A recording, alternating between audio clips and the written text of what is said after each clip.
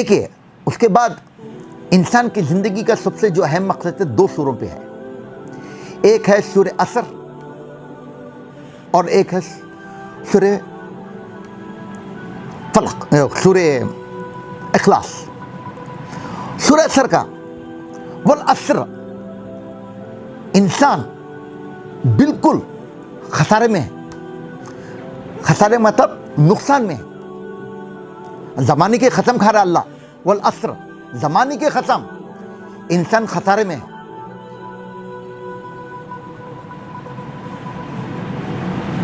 کون خسارے میں ہے؟ انسان. والعصر ان الانسان لفی خسر الا الذین آمنوا وعملوا الصالحات وتواصوا بالحق وتواصوا بالصبر. انسان زمانے کی قسم اللہ کھا کے کہہ رہا ہے کہ انسان خسارے میں ہے، نقصان میں ہے، مگر وہ نہیں جو ایمان لایا.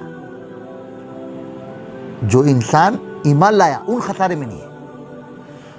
اور ایک دوسرے کو حق کی تاکید کی، نہیں حق بتانا، سچ بتانا، اور ایک دوسرے کو صبر کا تاکید کی. اگر آپ اتنی چیز سمجھ لیے، حق کی بات اور صبر کی بات، صبر اور حق کی بات ایک دوسرے سے، ہر مومن کا کام ہے کہ جب کوئی ایک دوسرے سے ملے تو وہ حق کی بات کہنا اور صبر کی بات کرنا. اگر آپ ایک دوسرے سے ملتے ہیں، اگر حق کی بات نہیں کہتے ہیں اور صبر کی بات تلقین نہیں کرتے ہیں، ایک دوسرے کے بارے میں ایک دوسرے کو تسلی نہیں دیتے ہیں، تو کوئی فائدہ ہی نہیں ہے. آپ دیکھیے چھوٹا سا سورہ ہے، والعصر ان الانسان لفی خسر الا الذین آمنوا وعملوا الصالحات وتواصوا بالحق وتواصوا بالصبر. اس کے اندر ہی تمام چیزیں آئیں. اور دوسرے معنی لگتے ہیں کہ اعوذ باللہ من الشیطان الرجیم بسم اللہ الرحمن الرحیم قل ھو اللہ احد. جب اللہ کے رسول سے پوچھا گیا اللہ کے بارے میں تو اللہ نے یہ آیات نازل فرمائی، قل ھو اللہ احد. تم کہو وہ اللہ ہے، وہ ایک ہے. تمام لوگوں کو، تمام کائنات کے لوگوں کو بتانا ہے، تم کہو اللہ ہے، وہ ایک ہے. اللہ بے نیاز ہے، اللہ الصمد. اللہ بے نیاز ہے، اس کو کوئی چیز کی حاجت نہیں، اس کو کوئی چیز کی ضرورت نہیں. لم یلد ولم یولد، نہ وہ کسی کا باپ ہے نہ وہ کسی کا بیٹا. ولم یکن لہ کفوا احد، نہ اس کے برابر کا کوئی اور ہے. آپ ایک چھوٹی سی چیز کو سمجھ لیجئے،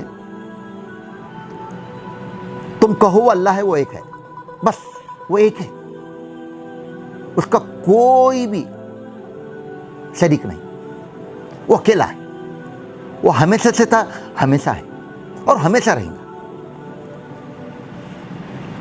اس کو کوئی چیز کی ضرورت نہیں ہے، اس کو کوئی چیز کی حاجت نہیں، اس کو کوئی چیز کی یہ نہیں.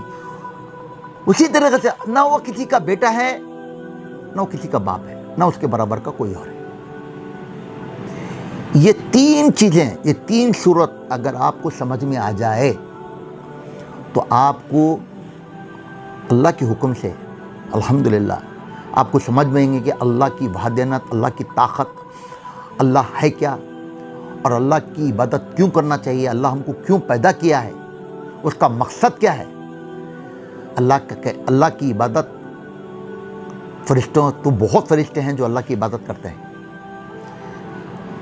اور انسان کو پیدا کیا اللہ تعالیٰ آزمائشوں کے لیے، مشقت کے لیے. انسان کی 2 چیز ہیں، ایک کہ انسان محنت کرے اور اللہ کی طرف رجوع کرے اور اللہ کی وحدانیت کو سمجھے، اللہ کی طاقت کو سمجھے. اللہ کیا ہے، اللہ نے ہم کو کیوں پیدا کیا، کیا وجہ سے پیدا کیا، کیا مقصد سے پیدا کیا. یہ بہت زیادہ ضروری ہے انسان کو سمجھنے کے لیے. اگر انسان یہ تمام چیزوں کو سمجھے کہ اللہ ہم کو کیوں پیدا کیا، اس کا مقصد کیا ہے، اور اللہ ہم کو پیدا کر کے ایسے چھوڑ نہیں دیا.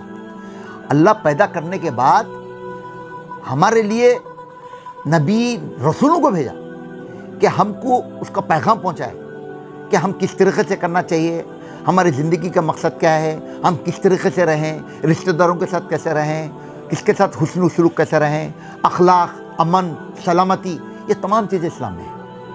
السلام علیکم ورحمۃ اللہ وبرکاتہ۔